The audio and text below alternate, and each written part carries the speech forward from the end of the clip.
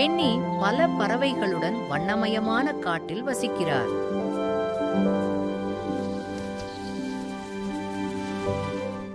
மற்ற பறவைகள் வானத்தில் உயரமாக பறப்பதை அவர் பார்க்கிறார். ஆனால் பென்னி சோகமாக கூறுகிறார், எனக்கு பயமாக இருக்கிறது, என்னால் உயரமாக பறக்க முடியாது. அவர் ஒரு கிளையிலிருந்து மற்றொரு கிளைக்கு மட்டுமே தாவுகிறார். நண்பர்கள் பென்னியை ஊக்குவிக்கிறார்கள். ரூபியும் சன்னியும் பென்னியிடம் வருகிறார்கள். ரூபி கூறுகிறார், பென்னி, உன்னால் முடியும்.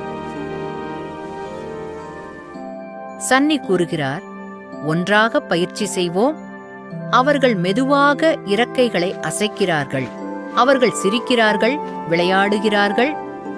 பென்னி முயற்சிக்கிறார், ஆனால் மெதுவாக விழுகிறார். அவர் சோகமாக உணர்கிறார். அனைத்து பறவைகளும் உணவை தேடி பறந்து செல்கின்றன. பென்னி ஒரு மரத்தில் தனியாக அமர்ந்திருக்கிறான். அவன் சொல்கிறான், நான் தைரியமாக இருந்திருந்தால் நன்றாக இருந்திருக்கும். திடீரென்று கருமேகங்கள் வருகின்றன. காற்று வீசத் தொடங்குகிறது. ஒரு சிறிய குஞ்சு பறவை நடுங்கும் கிளையில் சிக்கிக் கொண்டது. அது அழுகிறது, எனக்கு உதவுங்கள், எனக்கு உதவுங்கள்.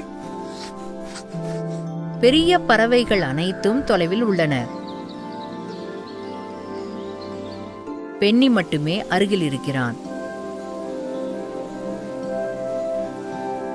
பென்னி பயந்து போகிறான். ஆனால் பின்னர் அவன் நினைக்கிறான், நான் உதவ வேண்டும். பென்னி கண்களை மூடுகிறான். அவன் தன் இறக்கைகளை பலமாக அசைக்கிறான். அவன் பறக்கத் தொடங்குகிறான். மெதுவாக உயர்ந்து நெருக்கமாக அவன் குஞ்சு பறவையை அடைகிறான்.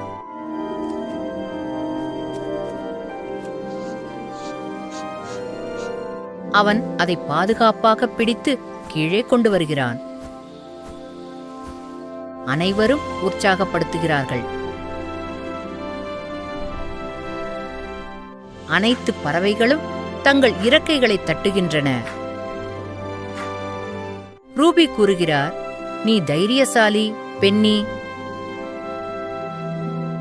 சன்னி கூறுகிறார், நீ ஒரு ஹீரோ.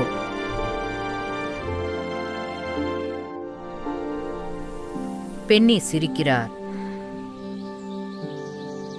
இப்போது அவன் வானத்தில் மகிழ்ச்சியுடன் பறக்கிறான். தைரியமாக இரு, உன்னை நம்பு, உன்னால்